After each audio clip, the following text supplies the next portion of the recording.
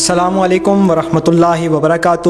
محمد قاسم کو اللہ تعالیٰ نے اور اس کے رسول صلی اللہ علیہ وسلم نے ان کے خوابوں میں بہت سارے زندگی گزارنے کے اصول بھی سکھائے ہیں۔ وہ زندگی گزارنے کے کیا اصول ہیں اور آج کے اس دور میں کن چیزوں کی ضرورت ہے اور کس طرح سے ہم ایک اچھا اور پکا مسلمان بن کر، مومن بن کر زندگی گزار سکتے ہیں۔ اس سے پہلے کہ ہم آج آگے بڑھیں، میری آپ سب سے گزارش ہے کہ اس چینل کو سبسکرائب کرنا اور بیل آئیکن پر کلک کرنا بالکل نہ بھولیے گا، اور ہمیشہ کی طرح اس ویڈیو کو ضرور اپنے دوستوں، عزیزوں، رشتہ داروں اور اہل خانہ سے سوشل میڈیا پہ اور واٹس ایپ وغیرہ پہ شیئر کرنا بالکل نہ بھولیے گا۔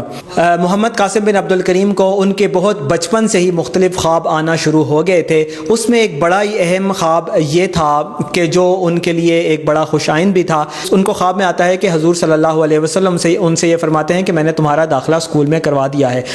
اس کے بعد وہ پھر خود کو ایک اسکول میں پاتے ہیں اور وہاں دیکھتے ہیں کہ انہیں حضرت ابوبکر اور حضرت عمر رضی اللہ تعالیٰ عنہما بھی ملتے ہیں، اور ان کو ایک بہت زبردست یونیفارم دیا جاتا ہے، بہترین کتابیں اور ساری چیزیں ان کو بہت بہترین دی جاتی ہیں، اور ایک اسکول کے انوائرمنٹ میں وہ خود کو پاتے ہیں۔ یہ ان کی زندگی کا بڑا ہی ایک اہم خواب تھا، اور یہ اس بارے میں بتاتا ہے کہ کس طرح اللہ نے محمد قاسم بن عبد الکریم کو ایک ایکسکلوسیو لرننگ کلب کے اندر جگہ عطا فرمائی، یعنی ایک ایسے یہ اس چیز کی طرف اشارہ ہو سکتا ہے کہ کس طرح اللہ اور اس کے رسول صلی اللہ علیہ وسلم محمد قاسم کو ان کے خوابوں کے ذریعے بہت ساری چیزیں سکھائیں گے جو آج کے دور میں امت مسلمہ کو ضرورت ہیں، اور محمد قاسم پھر وہ چیزیں امت تک پہنچائیں گے۔ جو ہم روزانہ خواب آپ کو سناتے ہیں، مختلف چیزیں بتاتے ہیں، وہ ایک بہت چھوٹا پارٹ ہے محمد قاسم بن عبد الکریم کے خوابوں کا۔ وہ امت مسلمہ کے لیے ایک اسٹریٹجی ضرور ہے، فیوچر ایونٹس کے بارے میں اطلاع ضرور ہے، لیکن وہ کل نہیں ہے، وہ ساری کی ساری چیز نہیں ہے۔ وہ خواب صرف اس چیز کی طرف اشارہ ہیں کہ جب کوئی ایونٹ ان کو فیوچر کا پہلے سے دکھا دیا جائے اور وہ پھر بعد میں بالکل ویسے ہی ہو، تو اس سے امت کو اس چیز کے اوپر یقین آئے گا کہ یہ خواب اللہ تعالیٰ کی طرف سے ہیں، اور اللہ کے علاوہ کوئی بھی مستقبل کے ایونٹس کو ویسے نہیں جانتا جس طرح محمد قاسم بن عبد الکریم بیان کرتے ہیں، اور پھر وہ بعد میں ایونٹ بالکل ویسے ہی ہوتا ہے۔ تو جب امت کو یہ کلیئر ہو جائے، یہ یقین ہو جائے کہ یہ خواب واقعی اللہ تعالیٰ کی طرف سے ہیں، تو تب امت کا کام بنتا ہے کہ ان خوابوں میں جو مزید تفصیلات بتائی گئی ہیں ان کے اوپر بھی غور کرے، اور محمد قاسم بن عبد الکریم کو جو پیغامات دیے جا رہے ہیں امت کے لیے، امت مسلمہ کا، مسلمانوں کا کام ہے کہ ان کے اوپر عمل بھی کریں۔ سب سے پہلا لیسن جو اللہ تعالیٰ نے محمد قاسم بن عبد الکریم کو سکھایا، اور سب سے اہم لیسن جو سکھایا، وہ ہے ہر قسم کے شرک سے بچنا۔ شرک اللہ تعالیٰ کو سب سے زیادہ ناپسندیدہ ہے۔ اللہ تعالیٰ نے جب سے یہ کائنات بنائی ہے، 1.25 لاکھ کے لگ بھگ پیغمبر اور انبیاء اور رسول اس دنیا میں بھیجے، ان سب کا ایک ہی پیغام تھا کہ بندو اللہ تعالیٰ کے ساتھ کسی کو شریک نہ ٹھہرانا۔ اللہ تعالیٰ نے رزق کا معاملہ انسان کا اپنے ذمے لیا۔ اللہ تعالیٰ نے انسان کی روزی کا، اس کو اس دنیا میں لانے کا، اس کے ٹھکانے کا، اس کے تمام تر معاملات جو ہیں وہ اللہ تعالیٰ خود سر انجام دیتا ہے، اللہ تعالیٰ خود وہ معاملات کرتا ہے۔ بندہ صرف اس کے لیے تھوڑی سی صحیح اور کوشش کرتا ہے۔ ایک کھانے کا دانہ جو ہم، ایک چاول کا دانہ جو ہم کھاتے ہیں، اس کے پیچھے ایک بہت بڑا پروسیس ہوتا ہے کہ کہاں سے پہلے بیج چلا، چاول کا دانہ چلا، وہ زمین کے اندر بویا گیا، اس کے لیے زمین ہموار کی گئی، اس کے بعد اس کے اوپر پانی کھڑا کیا گیا، اس کی بوٹی نکلی، اس کے لیے اللہ تعالیٰ کی طرف سے پانی کا بندوبست کیا گیا۔ وہ پانی کہاں سے چلا؟ سمندر سے چلا، پہاڑوں سے آیا، ندیوں میں آیا، پورا ایک لمبا چوڑا پروسیس ہے، جس کے بعد وہ پانی اس دانے تک پہنچا، وہ دانہ اس پانی کے اندر زمین سے نکلا، اس سے جڑی ایک چھوٹا پودا بنا، پودے سے وہ بڑا پودا بنا، اس سے را فارم میں چاول اتارا گیا، چاول کو پروسیس کیا گیا، پروسیس کرنے کے بعد اس کو دھویا گیا، اس کو چھانٹی کیا گیا، اور ٹریول کر کے ایک پورے پروسیس کے بعد اس قابل بنایا گیا کہ ہم اس کو پھر پکا کر کھا سکیں. وہ پچھلا سارا پروسیس جو ہے وہ اللہ تعالیٰ کرواتا ہے ہمارے لیے. ہمیں کسی کو جا کے نہیں کہنا پڑتا کہ بھئی جاؤ چاول بو اور اب اس کو کاٹ لو کیونکہ میں نے پھر 6 مہینے اور سال کے بعد یہ چاول میرے پاس پہنچنا چاہیے, میں نے کھانا ہے. نہیں, یہ سارے معاملات اللہ تعالیٰ خود سر انجام دلواتا ہے بندوں سے, ان کو اس چیز کی سمجھ اور بوجھ عطا فرماتا ہے, اور اللہ تعالیٰ ساری کائنات کے لیے روزی کا بندوبست فرماتا ہے. اسی طرح جو دوسرے معاملات ہیں, اس دنیا میں آنا ہمارے اختیار میں نہیں. هو الذی یصورکم فی ارحام امہاتکم, وہ اللہ ہے جو ہمیں تخلیق کرتا ہے, ہماری صورت بناتا ہے ہمارے ماؤں کے بطن کے اندر. وہ اللہ ہے جو ہمیں ہمارے بچپن سے لے کر ہماری جوانی تک, اور جوانی سے لے کر بڑھاپے تک, بڑھاپے سے لے کر قبر میں پہنچنے تک سارے معاملات کو سر انجام دلواتا ہے. ہم صرف اس مومنٹ کے اندر ایکٹ کر رہے ہوتے ہیں کہ ہم نے اس مومنٹ میں رسپونڈ کیسے کرنا ہے. اللہ تعالیٰ نے ہمیں اس دنیا میں بھیج دیا, ہمارے کھانے پینے, روزی, دودھ, پانی کا بندوبست فرمایا. اب جب ہم تھوڑا ہوش سنبھالنا شروع ہو گئے تو ہم نے جسٹ اپنے گھر کے انوائرمنٹ میں ریئیکٹ کرنا ہے کہ ہم نے اپنے والدین کے ساتھ کیسا سلوک کرنا ہے, جو کھانا ہمیں دیا جا رہا ہے اس کا کیا کرنا ہے, جس گھر میں ہم رہتے ہیں ہم نے نہیں اس کو حاصل کیا, ہم اس کے اندر پہنچا دیے گئے ہیں, اس سے ہم نے اس کے اندر کیسے رہنا ہے. ہم صرف انوائرمنٹس کو ری ایکٹ کرتے ہیں, اور جو فائنل ایج ہے, جو آخری پھل ہے, صرف اس کو ہم توڑ رہے ہوتے ہیں. باقی سارے معاملات اللہ تعالیٰ ہمارے لیے کروا رہا ہوتا ہے. تو جب یہ سارے معاملات اللہ ہمارے لیے کروا رہا ہوتا ہے تو ہم نے اس کے بدلے میں کیا کرنا ہے. ہم ایک ڈیپیوٹیشن پہ اس دنیا میں بھیجے گئے ہیں, ہم ایک ٹاسک دے کر اس دنیا میں بھیجے گئے ہیں. وما خلقت الجن والانس الا لیعبدون, اور وہ ٹاسک ہے اللہ تعالیٰ کی عبادت کرنا. وما خلقت الجن والانس الا لیعبدون. اور سب سے بڑی ریکوائرمنٹ جو اللہ تعالیٰ کی ہم سے ہے وہ ہے کہ ہم اللہ تعالیٰ کے ساتھ کسی کو بالکل شریک نہ ٹھہرائیں. ان اللہ لا یغفر ان یشرک بہ ویغفر ما دون ذلک لمن یشاء. اللہ تعالیٰ ہر چیز معاف کر سکتا ہے, لیکن کسی نے اس کے ساتھ شرک کیا اور اس کے بعد توبہ طائب نہ ہوا, شرک کو نہ چھوڑا اور اپنی زندگی کو نہ بدلا, تو اللہ تعالیٰ پھر اس کو کبھی بھی معاف نہیں فرمائے گا. اور پھر شرک کرنے والوں کے لیے اللہ تعالیٰ نے بہت ساری وعیدیں بیان فرمائی ہیں. اللہ تعالیٰ قرآن میں فرماتا ہے قل هل ننبئكم بالاخسرین اعمالا الذین ضل سعیهم فی الحیاۃ الدنیا وهم يحسبون انهم يحسنون صنعا اولئک الذین کفروا بآیات ربهم ولقائه فحبطت اعمالهم فلا نقیم لهم یوم القیامة وزنا ذلك جزاؤهم جہنم بما کفروا واتخذوا آیاتی ورسلی ہزوا. اللہ تعالیٰ فرماتا ہے کہ میں تمہیں یہ نہ بتاؤں کہ سب سے برے اعمال, سب سے زیادہ گمراہ کن اعمال, سب سے زیادہ دھوکے میں پڑنے والے اعمال کس شخص کے ہیں. وہ اس شخص کے ہیں جو اپنی طرف سے تو بڑی نیکیاں کر رہا ہے لیکن اس کے سارے اعمال ضائع کر دیے گئے ہیں, اور وہ یہی سمجھتا رہا کہ میں اپنی طرف سے اچھے کام کر رہا ہوں. اور اس کے اعمال کیوں ضائع کیے گئے ہیں؟ کیونکہ اس نے اللہ کا اور اس کے رسولوں کا استہزاء کیا, مذاق اڑایا, اور آخرت پر اور اللہ تعالیٰ پر ایمان نہیں لایا. ایمان اللہ تعالیٰ پر اور آخرت پر لانا یہ بنیادی ریکوائرمنٹ ہے. شرک خفی بھی ہے, جلی بھی ہے, چھوٹا بھی ہے, بڑا بھی ہے. ایک تو شرک اکبر ہے, بتوں کو پوجنا, اللہ کے علاوہ کسی اور چیز کو پوجنا, اس سے دعا مانگنا, اس کے آگے سجدہ کرنا, سورج, چاند, ستاروں, بتوں کو, جانوروں کو, جیسے ہندو گائے کو پوجتے ہیں, کسی بھی چیز کو اللہ کے علاوہ پوجنا, سجدہ کرنا, اس سے دعا کرنا, اس سے منت مانگنا, یہ شرک اکبر ہے. اس کے علاوہ شرک اصغر بھی ہیں, مائنر شرک بھی ہیں. جیسے آپ صلی اللہ علیہ وسلم نے فرمایا کہ اگر کوئی شخص سجدہ کر رہا ہے اور اس کو محسوس ہوا کہ کوئی اس کو دیکھ رہا ہے, تو اس نے اس نیت سے سجدہ لمبا کر دیا کہ کوئی مجھے دیکھ رہا ہے, اور وہ یہ اس کے ذہن میں آئے کہ بھئی میں مطلب ذرا دکھاوے کے لیے اس نے سجدے کو لمبا کر دیا اس شخص کو, تو آپ صلی اللہ علیہ وسلم نے فرمایا کہ اس نے شرک کیا. تو یہ ایسا شرک ہے جس کا ہمیں پتہ بھی نہیں چلتا، ہم کر گزرتے ہیں۔ پھر ایسے بہت سارے شرک ہیں جن کو ہم شرک سمجھ بھی نہیں رہے ہوتے، اور وہ شرک ہیں مثلاً گھروں میں، دفتروں میں، بازاروں میں بت رکھنا، بتوں کی مشابہت سے کوئی چیز رکھنا، جانداروں کی تصویریں لگانا، جن کو ہم شرک نہیں بھی سمجھتے وہ بھی شرک ہوتا ہے۔ تو شرک سے بچنا مسلمانوں کے لیے بھی، کفار کے لیے بھی، سب کے لیے بہت ضروری ہے۔ یہ سب سے اہم اور بنیادی سبق ہے جو محمد قاسم بن عبد الکریم کو سکھایا گیا کہ ہر قسم کے شرک سے بچا جائے۔ نمبر 1۔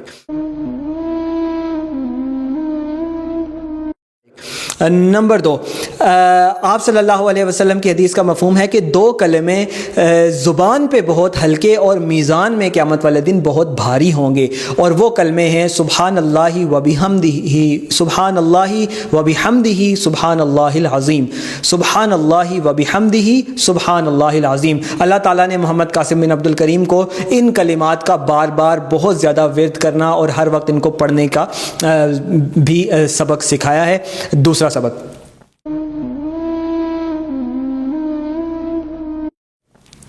تیسرا سبق ہے کہ حضور صلی اللہ علیہ وسلم کے اوپر زیادہ سے زیادہ درود بھیجا جائے، اور آپ صلی اللہ علیہ وسلم کے اوپر آپ کو پتہ ہے کہ اللہ اور اس کے فرشتے درود بھیجتے ہیں، ہم تو پھر ادنا ہیں۔ اللہ تعالیٰ قرآن میں فرماتا ہے ان اللہ و ملائکتہ یصلون علی النبی یا ایھا الذین آمنوا صلوا علیہ وسلموا تسلیما، کہ اللہ اور اس کے فرشتے نبی مکرم صلی اللہ علیہ وسلم کے اوپر درود بھیجتے ہیں، لہٰذا اے لوگو، اے مومنو، تم بھی نبی مکرم صلی اللہ علیہ وسلم پر درود بھیجا کرو۔ اللہم صلی علی محمد وعلی آل محمد کما صلیت علی ابراہیم وعلی آل ابراہیم انک حمید مجید۔ اللہم بارک علی محمد وعلی آل محمد کما بارکت علی ابراہیم وعلی آل ابراہیم انک حمید مجید۔ تو آپ صلی اللہ علیہ وسلم کے اوپر زیادہ سے زیادہ درود بھیجنا، یہ تیسرا سبق ہے۔ ایک اور خواب میں اللہ تعالیٰ نے محمد قاسم بن عبد الکریم کو جو اللہ تعالیٰ کی تسبیح ہے اور حضور صلی اللہ علیہ وسلم کے اوپر درود بھیجنا ہے، اس کی ایک کمبینیشن بھی بتائی ہے کہ مجھے خود یہ کئی دفعہ سوال آتا تھا کہ میں آپ صلی اللہ علیہ وسلم کے اوپر درود بھی بھیجنا چاہتا ہوں بہت زیادہ، اور اللہ تعالیٰ کی تسبیح اور تقدیس بھی بیان کرنا چاہتا ہوں، تو میں کیسی کمبینیشن بناؤں؟ 100 دفعہ درود شریف پڑھوں، 100 دفعہ تسبیح پڑھوں، کیسے کروں؟ تو یہ مجھے سمجھ میں نہیں آتا تھا کہ کیا کمبینیشن ہو، کبھی درود شریف زیادہ پڑھ لیتا تھا، کبھی اللہ تعالیٰ کی تسبیح۔ تو پھر محمد قاسم بردر نے وہ والا خواب ہمیں بتایا، اور وہ اس خواب میں اللہ تعالیٰ نے یہ کمبینیشن بھی بتائی ہے کہ 6 دفعہ اللہ تعالیٰ کے اوپر تسبیح، اللہ تعالیٰ کی تسبیح و تقدیس بیان کرنے کے بعد 7ویں دفعہ رسول اللہ صلی اللہ علیہ وسلم کے اوپر درود شریف بھیجا جائے، تو یہ 6:1 کی پرفیکٹ ریشو ہو جائے گی جو اللہ تعالیٰ کو بہت پسند ہے۔ تو یعنی سبحان اللہ و بحمدہ سبحان اللہ العظیم، سبحان اللہ و بحمدہ سبحان اللہ العظیم، سبحان اللہ و بحمدہ سبحان اللہ العظیم، سبحان اللہ و بحمدہ سبحان اللہ العظیم، سبحان اللہ و بحمدہ سبحان اللہ العظیم، سبحان اللہ و بحمدہ سبحان اللہ العظیم۔ اللہم صلی علی محمد وعلی آل محمد کما صلیت علی ابراہیم وعلی آل ابراہیم انک حمید مجید۔ اللہم بارک علی محمد وعلى آل محمد كما باركت على إبراهيم وعلى آل إبراهيم إنك حميد مجيد۔ اس طرح سے 6 دفعہ آپ سبحان اللہ و بحمدہ سبحان اللہ العظیم پڑھ سکتے ہیں، اور 7ویں دفعہ درود شریف۔ چوتھی چیز جو قرآن میں بھی اللہ تعالیٰ نے ہمیں بتائی ہے کہ لا تقنطوا من رحمت اللہ، کہ اللہ تعالیٰ کی رحمت سے مایوس نہیں ہونا، کیونکہ اللہ تعالیٰ کی رحمت سے کافر لوگ ہی مایوس ہوتے ہیں، جس طرح مشہور مقولہ بھی ہے کہ مایوسی کفر ہے۔ تو یہ چوتھا سبق اللہ تعالیٰ نے محمد قاسم بن عبد الکریم کو سکھایا ہے کہ اللہ تعالیٰ کی رحمت سے ہمیشہ ہمیشہ ہمیشہ پر امید رہنا ہے کہ آج اگر آپ کو مشکل ہے تو کل انتظار کریں، انشاءاللہ کل اللہ تعالیٰ آسانی پیدا فرما دے گا. کل بھی مشکل رہی تو کوئی بات نہیں, اللہ تعالیٰ پرسوں آسانی پیدا فرما دے گا. پرسوں مشکل رہی تو کوئی بات نہیں, اللہ تعالیٰ اس سے اگلے دن آسانی پیدا فرما دے گا. اگر خدا نخواستہ پوری زندگی مشکل میں ہے تو پھر تو گارنٹی ہے کہ انشاءاللہ آخرت میں اللہ تعالیٰ آسانی پیدا فرما دے گا. ایسا ویسے ہوتا نہیں, دنیا میں اللہ تعالیٰ کو اصول ہے ان مع العسر یسرا فان مع العسر یسرا, ہر مشکل کے بعد آسانی ہے, بے شک ہر مشکل کے بعد آسانی ہے. لہٰذا اللہ تعالیٰ کی رحمت سے کبھی کبھی کبھی کبھی مایوس نہیں ہونا.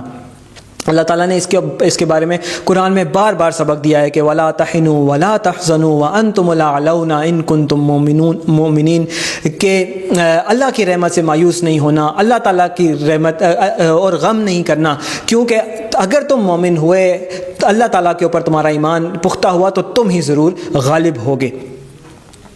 اور میری زندگی میں ایک بڑا مشکل وقت تھا, تو میں نے کسی جگہ سے یہ آیت میری سماعت سے گزری اور پھر میں نے بعد میں قرآن میں ڈھونڈ کے پڑھی, تو اس سے مجھے بڑا سکون ملا. اور وہ آیت اللہ تعالیٰ فرماتا ہے قرآن میں فَاصْبِرْ لِحُكْمِ رَبِّكَ فَإِنَّكَ بِأَعْيُنِنَا. اللہ تعالیٰ اپنے بندوں سے فرما رہا ہے کہ صبر کرو اپنے اللہ کے حکم سے, اپنے پروردگار کے حکم سے. فَإِنَّكَ بِأَعْيُنِنَا, یہ اتنی خوبصورت بات ہے, اتنا خوبصورت آیت ہے کہ اللہ تعالیٰ فرماتا ہے فَإِنَّكَ بِأَعْيُنِنَا.